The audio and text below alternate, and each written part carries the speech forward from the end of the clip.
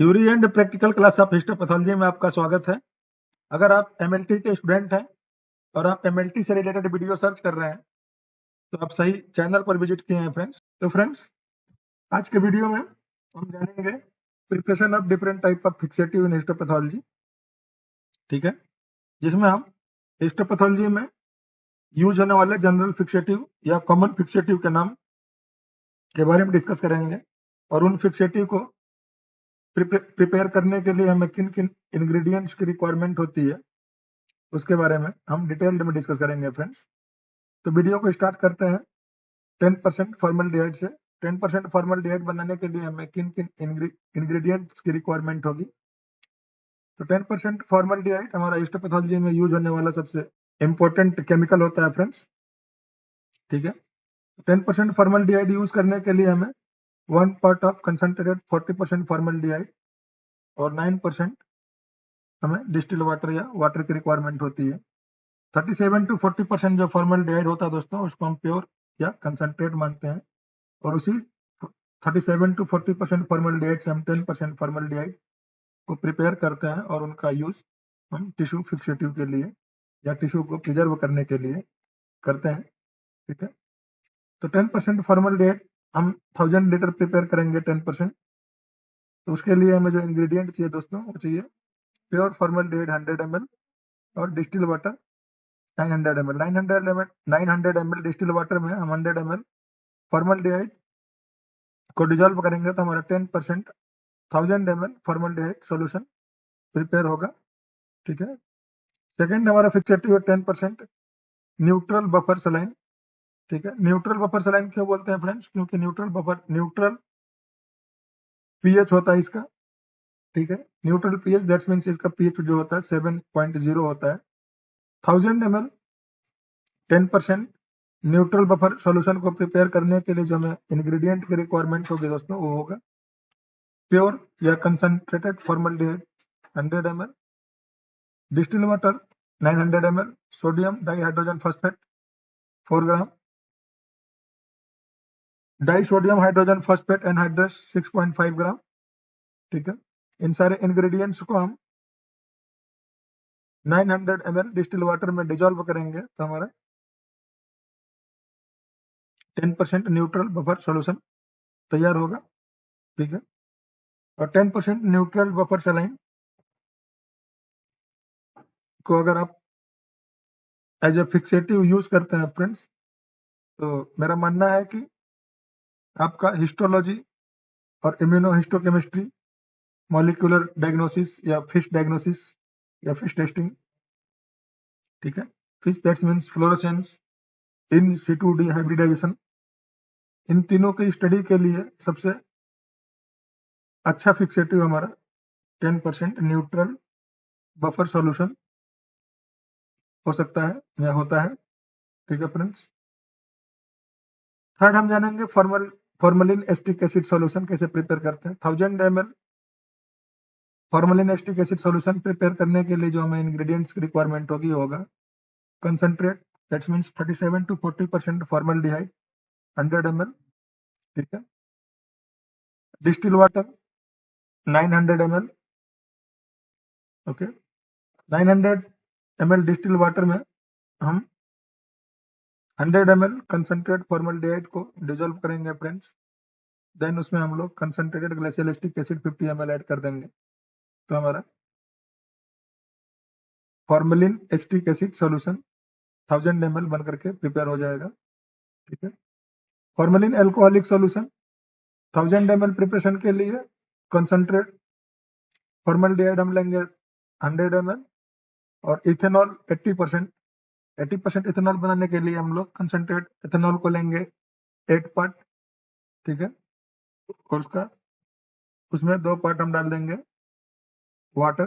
That's means अगर हम 1 litre तैयार कर रहे हैं दोस्तों, तो 800 ml एल्कोहल में 200 ml वाटर को डिजोल्व करेंगे तो हमारा 80% एथेनॉल बन जाएगा। उसी 80% एथेनॉल में 900 ml में हम 100 ml फॉर्मल्डिहाइड सॉल्यूशन को डिजोल्व करेंगे तो हमारा फॉर्मलिन एल्कोहलिक सॉल्यूशन बन करके तैयार होगा। चौथा, हम लोगों का फिक्सेटिव है friends, Boeing solution. 100 ml preparation के लिए हमें जो इंग्रेडिएंट्स की रिक्वायरमेंट होगी वो होगा पिक्रिक एसिड सैचुरेटेड, ठीक है, 75 ml, formaldehyde concentrated 25 ml, concentrated glacial acetic acid 5 ml, ठीक है। इनको आपस में मिक्स कर लेंगे, ठीक है। जो बॉइंग सॉल्यूशन होता है फ्रेंड्स, उसका जनरली यूज हम routine surgical material specially for preserving soft and delicated structure such as brain tissue के लिए यूज करते हैं, ठीक है।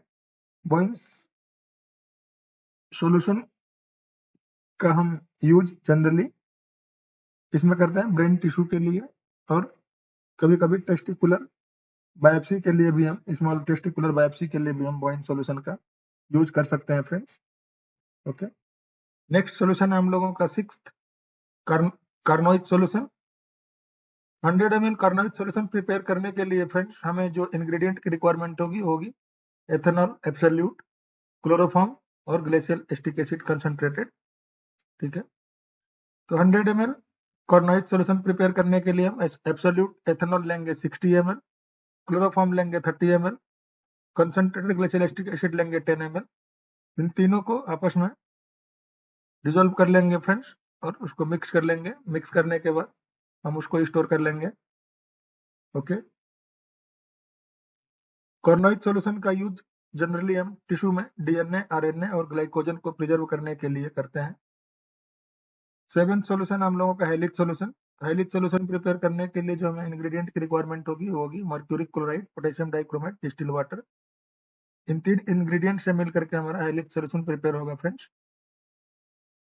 मर्क्यूरिक क्लोराइड लेंगे हम लोग 5 ग्राम, पोटेशियम डाइक्रोमेट लेंगे 2.5 ग्राम, और 5 ग्राम मर्क्यूरिक क्लोराइड और 2.5 ग्राम पोटेशियम डाइक्रोमेट को हम लोग 100 ml डिस्टिल वाटर में डिजोल्व कर लेंगे फ्रेंड्स। डिजोल्व करने के बाद हम उसको 100 डिग्री सेंटीग्रेड टेम्परेचर पर इंडक्शन पे हीट करेंगे 4 से 5 मिनट के लिए, जिससे कि हमारा जो इंग्रेडिएंट्स है आपस में मिक्स हो जाए या डिजोल्व हो जाए अच्छे से। डिजोल्व होने के बाद हम हॉट प्लेट से रिमूव कर लेंगे। रिमूव करने के बाद उसको कूल होने के लिए रखेंगे। आफ्टर कूलिंग उसको हम लोग ब्राउन बॉटल में क्या करेंगे, फिल्टर कर लेंगे। फिल्टर करने के बाद फ्रेंड्स उसमें हम 5 ml 37 to 40% या कंसंट्रेटेड फॉर्मल्डिहाइड ऐड कर लेंगे, ओके। ऐड करने के बाद फ्रेंड्स हम लोग उसमें टिश्यू को फिक्स कर सकते हैं, ठीक है। टिश्यू को फिक्स करने के बाद अगर हम हेलिक्स सॉल्यूशन में किसी टिश्यू को फिक्स कर रहे हैं फ्रेंड्स, तो डिहाइड्रेशन से पहले हम उसको क्या करेंगे, टेप वाटर में 24 आवर के लिए टिश्यू को रखेंगे, जिससे कि हमारा हेलिक्स सॉल्यूशन का जो कंसंट्रेशन है या हेलिक्स सॉल्यूशन जो है वो वाटर के जरिए क्या हो, रिमूव हो जाए, ठीक है।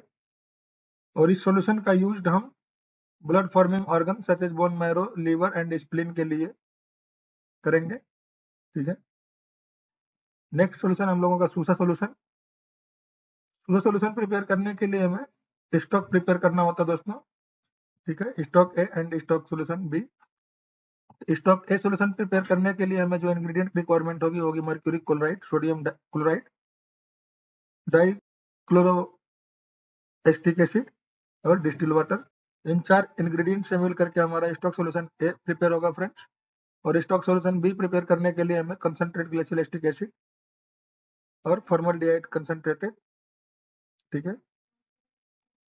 तो स्टॉक सॉल्यूशन ए प्रिपेयर करने के लिए हम मर्क्यूरिक क्लोराइड लेंगे 4.5 ग्राम, सोडियम क्लोराइड लेंगे 0.5 ग्राम, ट्राई क्लोरो एसिटिक एसिड लेंगे हम लोग 2 ग्राम। इन तीनों इंग्रेडिएंट्स को हम 80 ml डिस्टिल वाटर में डिजोल्व कर लेंगे फ्रेंड्स। तो हमारा स्टॉक सॉल्यूशन ए प्रिपेयर हो जाएगा। अब स्टॉक सॉल्यूशन बी के लिए हम कंसंट्रेट ग्लेशियल एसिटिक एसिड लेंगे 4 ml और कंसंट्रेटेड फॉर्मल्डिहाइड लेंगे हम लोग 50 ml, ठीक है। अब स्टॉक सॉल्यूशन ए और स्टॉक सॉल्यूशन बी को आपस में मिक्स कर लेंगे इक्वल वैल्यूम में, ठीक है। और इस सॉल्यूशन का यूज हम हार्ड टिश्यू के लिए करेंगे, जैसे इनर ईयर, ठीक है। इनर ईयर जैसे हार्ट टिश्यू के लिए हम लोग सूसा सोल्यूशन का यूज करेंगे एज ए फिक्सेटिव। नेक्स्ट हम लोगों का नवा सोल्यूशन है फ्रेंड्स जेंकर सोल्यूशन। जेंकर सोल्यूशन प्रिपेयर करने के लिए जो हमें इंग्रेडिएंट्स की रिक्वायरमेंट होगी वो होगी मर्क्यूरिक क्लोराइड, पोटेशियम डाइक्रोमेट और डिस्टिल वाटर। मर्क्यूरिक क्लोराइड लेंगे हम लोग 5 ग्राम, पोटेशियम डाइक्रोमेट लेंगे हम लोग 2.5 ग्राम। इन दोनों इंग्रेडिएंट्स को हम 100 ml डिस्टिल वाटर में डिजोल्व कर लेंगे फ्रेंड्स। डिजोल्व करने के बाद हम इसको 100 डिग्री सेंटीग्रेड टेम्परेचर पे इंडक्शन या हीटर पे रखेंगे हीट होने के लिए 4 से 5 मिनट के लिए, जिससे कि हमारे इंग्रेडिएंट्स आपस में अच्छे से डिजोल्व हो जाए या मिक्स हो जाए। ठीक है, मिक्स होने के बाद फ्रेंड्स हॉट प्लेट से रिमूव कर लेंगे बॉटल को। रिमूव करने के बाद हम उसको कूल होने के लिए रखेंगे। कूल होने के बाद फ्रेंड्स ब्राउन वाटर में फिल्टर कर लेंगे। फिल्टर करने के बाद उसमें हम 5 ml ग्लिसरॉल एसिड डालेंगे और उसको स्टोर कर लेंगे। Wash fix tissue in running tape water for 24 hour before dehydration. Dehydration से पहले हम जेंकर सॉल्यूशन में फिक्स किए गए टिश्यू को क्या करेंगे 24 आवर के लिए टेप वाटर में रखेंगे, जिससे कि हमारा जेंकर सॉल्यूशन टिश्यू से रिमूव हो जाए। ओके, और जेंकर सॉल्यूशन से टिश्यू को बाहर निकालने के लिए हम मेटल के बने हुए किसी भी इंस्ट्रूमेंट का यूज नहीं करेंगे और किसी कंटेनर का भी मेटल से बने हुए किसी कंटेनर का भी यूज नहीं करेंगे फ्रेंड्स। ठीक है, और जेंकर सॉल्यूशन का जनरली यूज हम किसमें करेंगे bloody specimen such as spleen as well as connective tissue. Connective tissue और स्प्लीनिक टिश्यू को या लीवर टिश्यू को या बोन मैरो टिश्यू को फिक्स करने के लिए हम जेंकर सॉल्यूशन का भी यूज कर सकते हैं। ओके, 10th फिक्सेटिव हम लोगों का friends 10% formal saline. 10% formal saline prepare करने के लिए हमें जो इंग्रेडिएंट्स रिक्वायरमेंट होगी sodium chloride, distil water and formaldehyde 37 to 40% concentrated.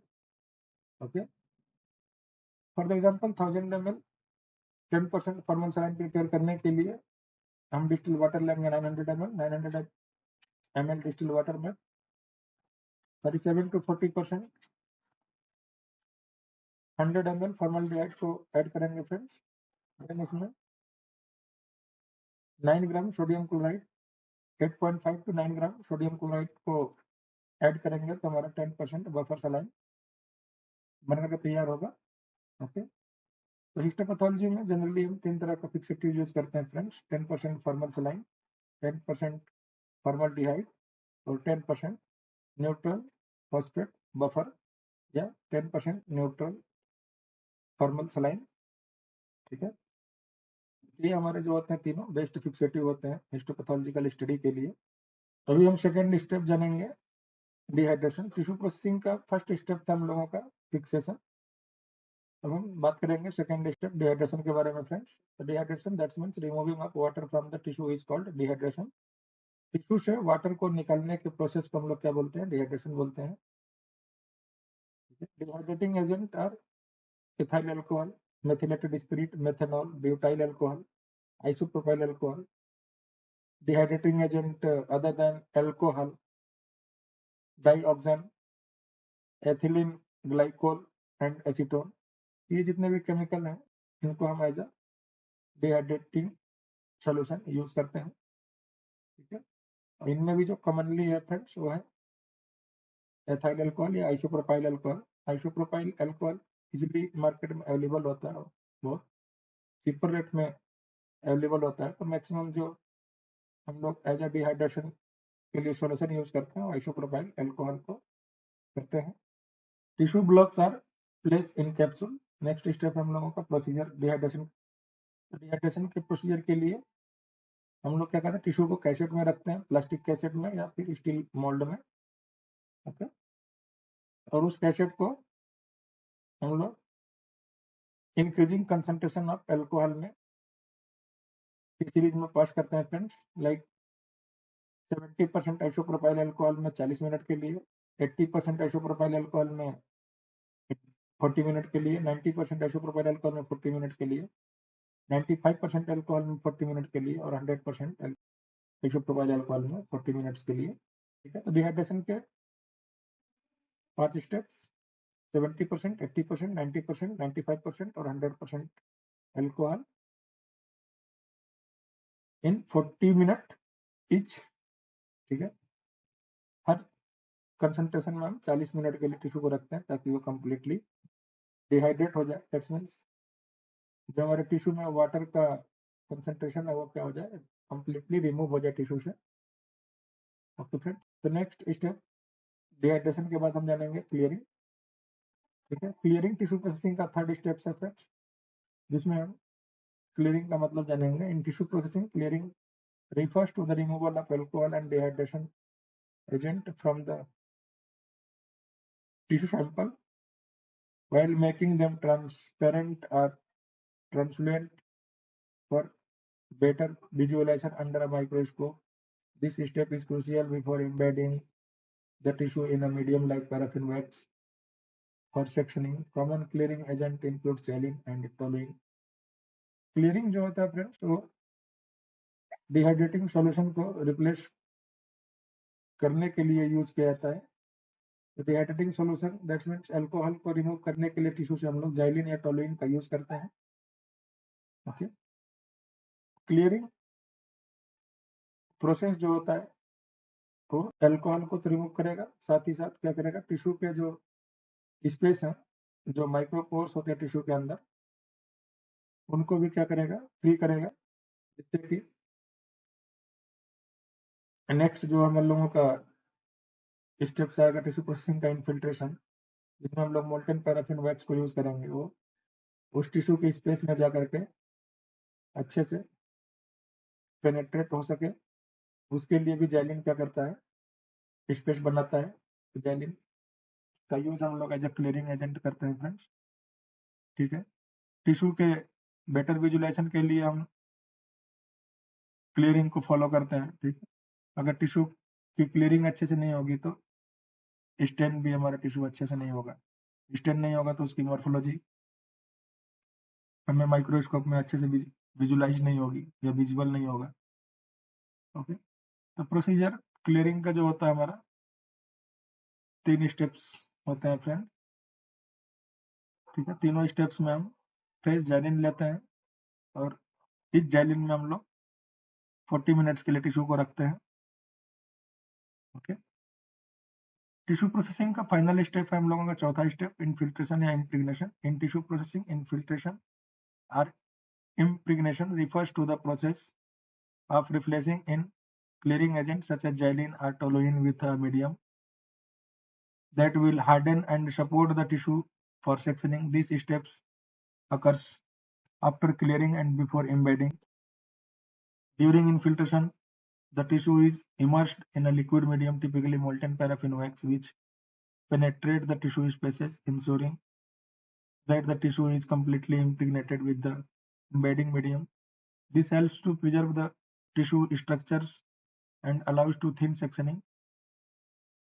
Okay, the impregnated tissue is then placed into mold containing fresh molten wax, and the wax is allowed to solidify.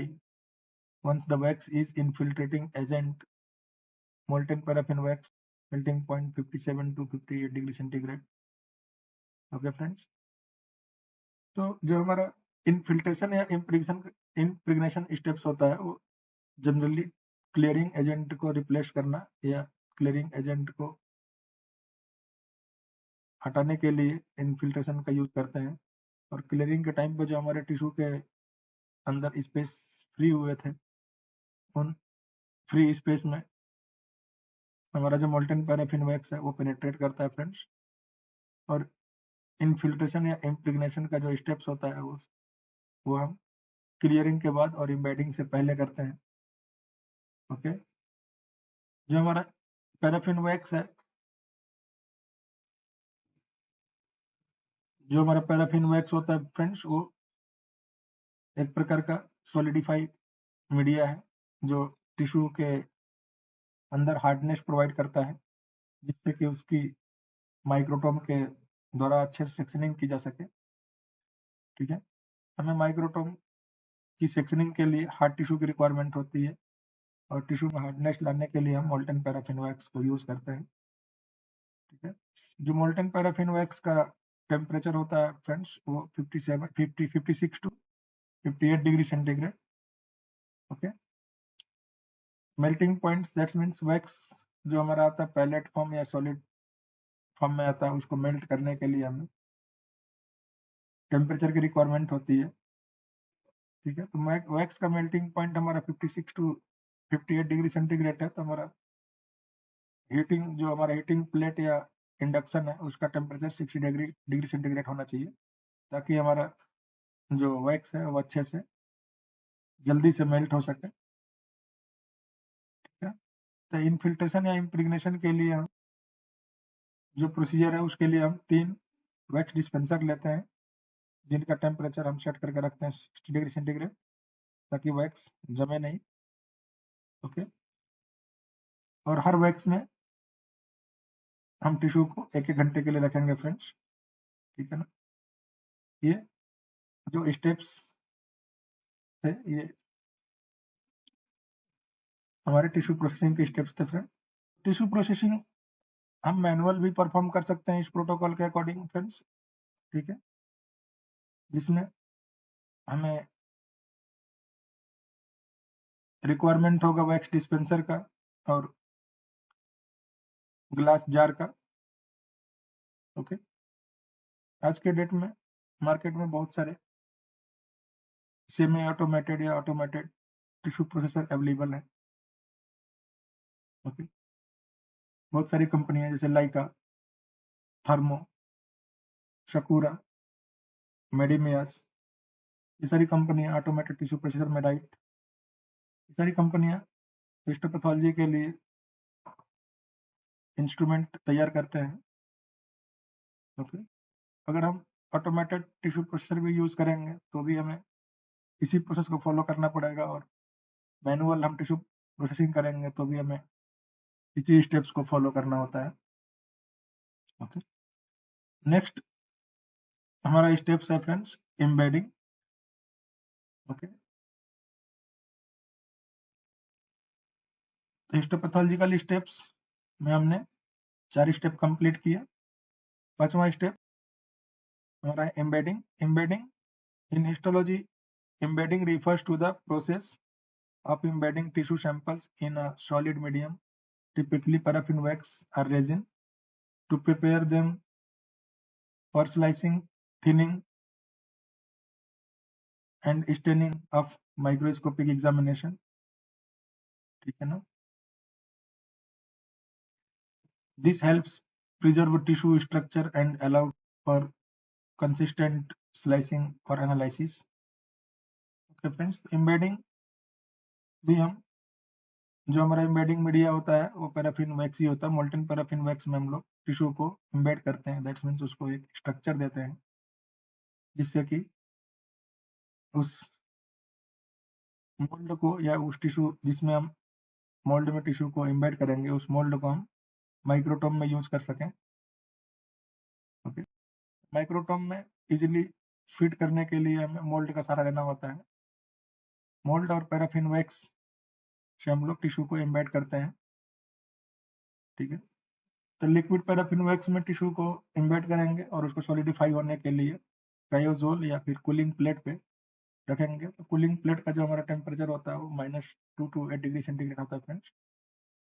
ठीक है, तो जो हमारा लिक्विड मीडिया है वो tissue के साथ solidified media में क्रायोजोल के हेल्प से हो जाता है, और उस ब्लॉक को या फिर उस मोल्ड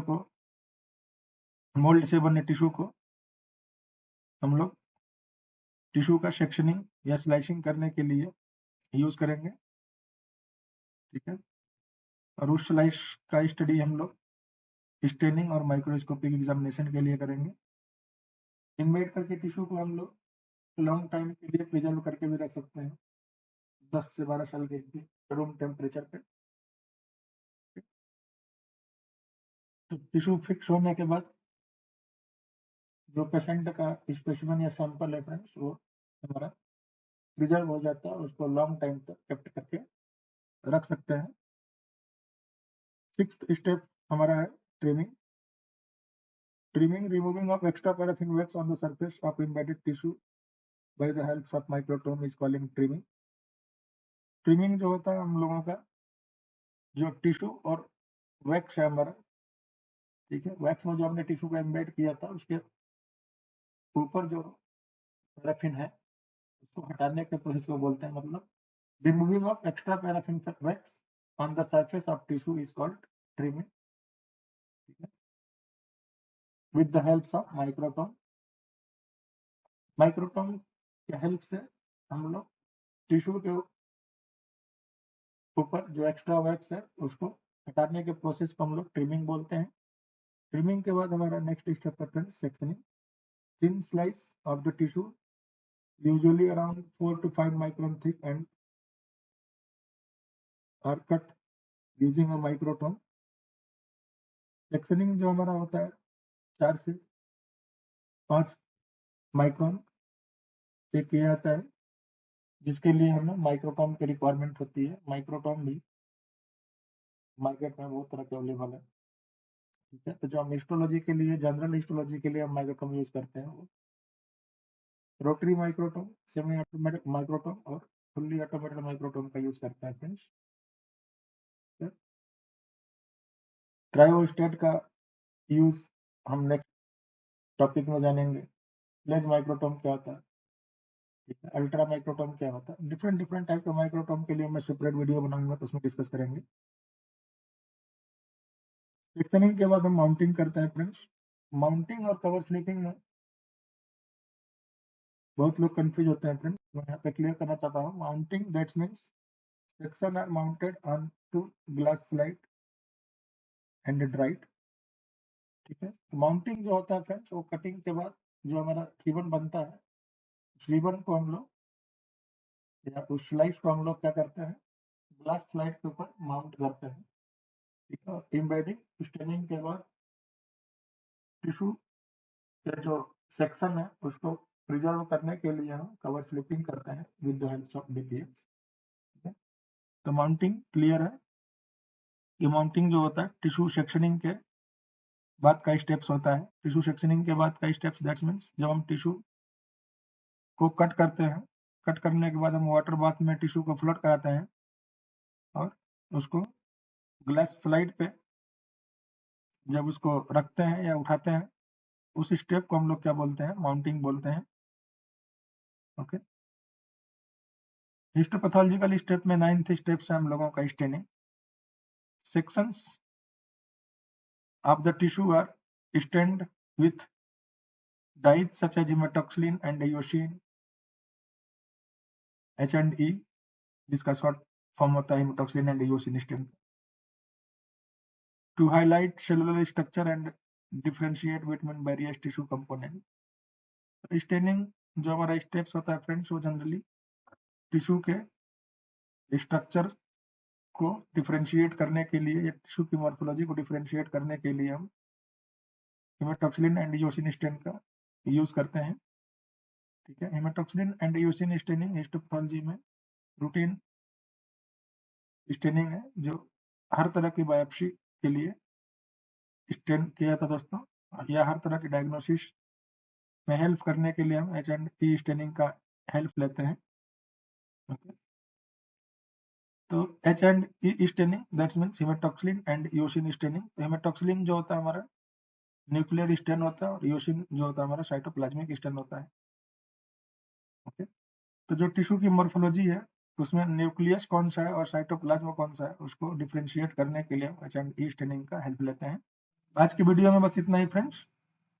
अगले वीडियो में हम डिस्कस करेंगे इंट्रोडक्शन H&E स्टेनिंग का क्या होता है, उसका प्रिंसिपल क्या होता है, स्टेनिंग का प्रोसीजर क्या होता है, ठीक है। आज के वीडियो में हमने कवर किया friends different types of fixative and it's preparation. Different type के फिक्सेटिव जो हिस्टोपैथोलॉजी में यूज होते हैं उनका प्रिपरेशन कैसे करते हैं उनके बारे में जाना। हिस्टोपैथोलॉजिकल स्टेप्स में आज हमने पढ़ा कि डिहाइड्रेशन क्या होता है, क्लियरिंग क्या होता है, दैट्स मीन्स टिश्यू प्रोसेसिंग का स्टेप्स में हमने डिहाइड्रेशन, क्लियरिंग, इनफिल्ट्रेशन या इम्प्रेग्नेशन के बारे में जाना। ओके, हिस्टोपैथोलॉजिकल स्टेप्स का 5वां स्टेप्स हमने एम्बेडिंग जाना। एम्बेडिंग क्यों करते हैं, उसका मतलब क्या होता है, trimming, sectioning, mounting and staining. Okay, इन सब स्टेप्स को हम क्यों फॉलो करते हैं, इनका इंपॉर्टेंस क्या है, उम्मीद करता हूँ आप सभी लोगों के समझ में आया होगा। तो फ्रेंड्स, अगर वीडियो अच्छा लगा हो फ्रेंड्स तो चैनल सब्सक्राइब करें, लाइक करें एंड शेयर करें। धन्यवाद।